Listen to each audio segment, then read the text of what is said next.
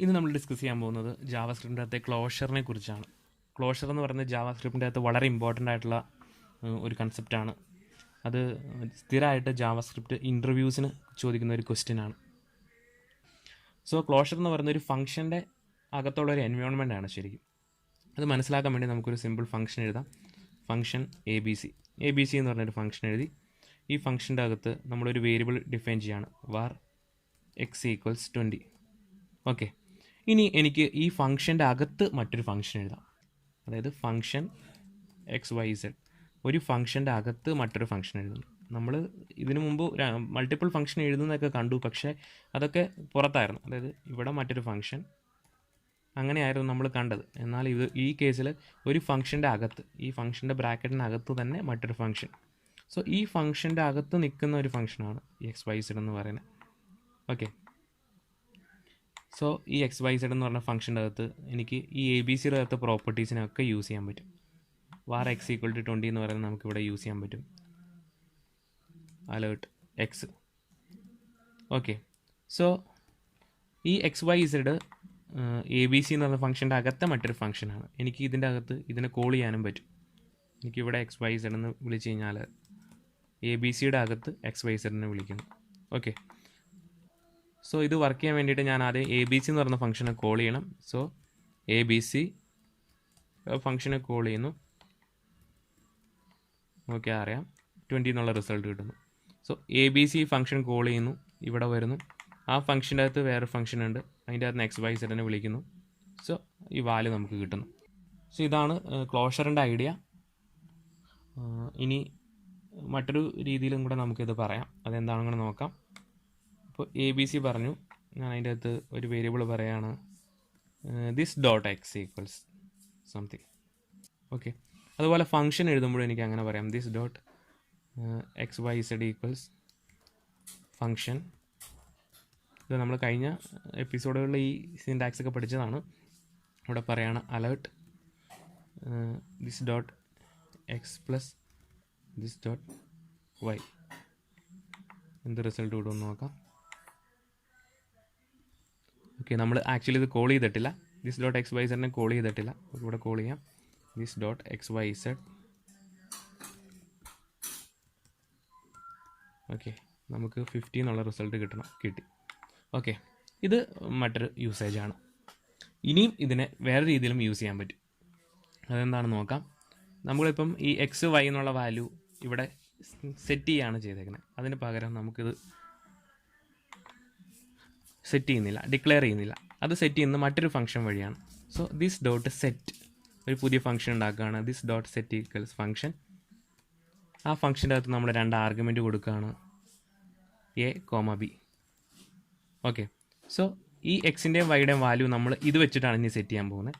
So എക്സിൻ്റെ value set ചെയ്യാനായിട്ട് this dot X എന്ന് പറഞ്ഞിട്ട് ഈ പാസ് ചെയ്ത് വരുന്ന എ ആയിരിക്കും അതിലേക്ക് സെറ്റ് ചെയ്യുന്നത്. This dot x equals a, this dot y equals b. Okay, so set function വിളിച്ച് കഴിഞ്ഞാൽ നമുക്ക് ഇതിലെ എക്സിലെ വൈയുടെ വാല്യൂവിനെ സെറ്റ് ചെയ്യാൻ പറ്റും. സോ നമ്മൾ ഈ എക്സ് വൈ സെഡിനെ ഇവിടെ വിളിക്കുന്നില്ല, അത് കളയുന്നു. എക്സ് വൈ സെഡ് എന്നുള്ള പേര് മാറ്റിയിട്ട് ഇത്തിരി ഇങ്ങനെ മീനിങ് ഫുൾ ആയിട്ടുള്ളൊരു പേര് കൊടുക്കാം, ഡിസ്പ്ലേ എന്ന് കൊടുക്കാം. ഓക്കെ, ഒരു ഫംഗ്ഷൻ ഡിക്ലെയർ ചെയ്തു, അതിൻ്റെ അകത്ത് 2 വാല്യൂസ് ഉണ്ട്. ആ വാല്യൂ സെറ്റ് ചെയ്യാനൊരു ഫംഗ്ഷൻ ഉണ്ടാക്കി, ഡിസ്പ്ലേ ചെയ്യാനൊരു ഫംഗ്ഷൻ ഉണ്ടാക്കി. നമുക്ക് ഇതിൻ്റെ യൂസേജ് നോക്കാം. ആദ്യം നമ്മൾ പറയുകയാണ് var O B equals new A B C. നമ്മൾ നേരത്തെ ചെയ്ത പോലെയല്ല, ഇത്തിരി വ്യത്യാസപ്പെട്ടാണ്. ഇവിടെ എന്താ സംഭവിക്കുകയെന്ന് വെച്ചാൽ എ ബി സി എന്ന് പറഞ്ഞ ഫംഗ്ഷൻ ഉണ്ടല്ലോ, ഇതിൻ്റെ ഒരു ഇൻസ്റ്റൻസ് ഇവിടെ ക്രിയേറ്റ് ചെയ്യും. ന്യൂ വെച്ച് ചെയ്യുമ്പം ഒരു പുതിയ ഇൻസ്റ്റൻസ് ക്രിയേറ്റ് ചെയ്ത് അത് ഒ ബിയുടെ അകത്ത് അസൈൻ ഉണ്ടാവും. അതായത് എ ബി സിയുടെ എല്ലാ പ്രോപ്പർട്ടീസും ഉള്ള എ ബി സിയുടെ ഒരു കോപ്പി ആയിരിക്കും ഇപ്പോൾ ഒ ബിയുടെ അകത്ത് ഉണ്ടാവുക. ഇനി നമുക്ക് എ ബി സിയുടെ അകത്ത് എല്ലാ കാര്യത്തിനും ഒ ബി ഡോട്ട് എന്ന് പറഞ്ഞാൽ ആക്സസ് ചെയ്യാൻ പറ്റും. ഇപ്പോൾ ഈ എക്സിലെ വാല്യൂവിനെ എടുക്കണമെന്നുണ്ടെങ്കിൽ ഒ ബി ഡോട്ട് എക്സ് എന്ന് പറയാം. അതല്ല ഈ സെറ്റ് എന്നുള്ള ഫംഗ്ഷനെ വിളിക്കണമെന്നുണ്ടെങ്കിൽ ഒ ബി ഡോട്ട് സെറ്റ് എന്ന് പറയാം. ഓക്കെ, നമ്മൾ ഒ ബി ഡോട്ട് സെറ്റ് വിളിക്കുകയാണ്. O b dot set of 2 argument ആ സെറ്റിനുള്ള, അല്ലെ എയും ഉണ്ട് ബിയും ഉണ്ട്. നമുക്ക് എ ആർഗ്യുമെൻ്റായിട്ട് 10 കൊടുക്കാം, സെക്കൻഡ് ആർഗ്യുമെൻ്റായിട്ട് 20 കൊടുക്കാം. So o b dot set of 10,20. ഇവിടെ സംഭവിക്കുന്നത് എന്താ, this dot x equals 10, this dot y equals b, ബിയുടെ വാല്യൂ 20. ഓക്കെ, സോ ഇവിടെ സെറ്റ് ചെയ്തു. ഇനി നമുക്കത് ഡിസ്പ്ലേ ചെയ്യാം. ഡിസ്പ്ലേ ചെയ്യാൻ വേണ്ടിയിട്ട് OB.display ഓഫ് ആർഗ്യുമെൻ്റ് ഒന്നുമില്ല, ഈ ഫംഗ്ഷൻ ആർഗ്യുമെൻ്റ് ഇല്ല. ഓക്കെ, എന്ത് സംഭവിക്കണമെന്ന് നോക്കാം. ഇതാ നമുക്ക് 30 എന്നുള്ള റിസൾട്ട് കിട്ടി. ഓക്കെ, അതായത് നമ്മൾ 10ഉം 20 ഇവിടെ സെറ്റ് ചെയ്തു, 30 എന്നുള്ള റിസൾട്ട് ഇവിടെ കിട്ടുകയും ചെയ്തു. നമുക്ക് വേറൊരു ഒബ്ജക്റ്റ് ഉണ്ടാക്കാം. var OB1 equals new ABC. ഇനി നമുക്ക് OB1 വെച്ചിട്ട് ഇതിനെ വിളിച്ച് നോക്കാം. OB1.set ഓഫ് വേറെ 2 വാല്യൂ കൊടുക്കാം, 50, 60.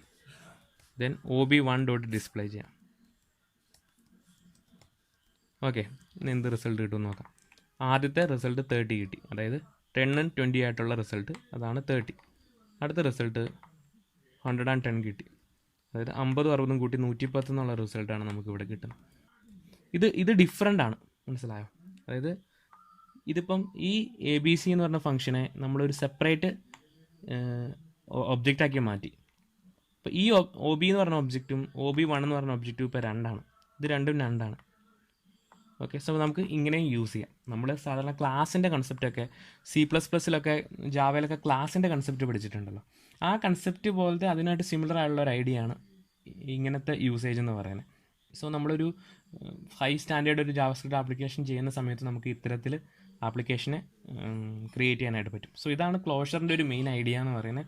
നിങ്ങൾക്ക് എന്തെങ്കിലും സംശയം തോന്നുകയാണെന്നുണ്ടെങ്കിൽ ഈ വീഡിയോയുടെ താഴെ കമൻറ്റ് ചെയ്ത് കഴിഞ്ഞാൽ നമുക്കത് അതിനെക്കുറിച്ചുള്ള കൂടുതൽ ഡീറ്റെയിൽസ് തരാവുന്നതാണ്. സോ ഇത് നിങ്ങൾക്ക് ഉപയോഗപ്പെട്ടു എന്ന് വിശ്വസിക്കുന്നു. നിങ്ങൾക്ക് ഇഷ്ടപ്പെട്ടുവെങ്കിൽ ലൈക്ക് ചെയ്യുക, നിങ്ങളുടെ സുഹൃത്തുക്കളോടൊത്ത് ഷെയർ ചെയ്യുക, ചാനൽ സബ്സ്ക്രൈബ് ചെയ്യാത്തവർ സബ്സ്ക്രൈബ് ചെയ്യുക. അടുത്ത വീഡിയോയിൽ നമുക്ക് വീണ്ടും കാണാം. ബൈ.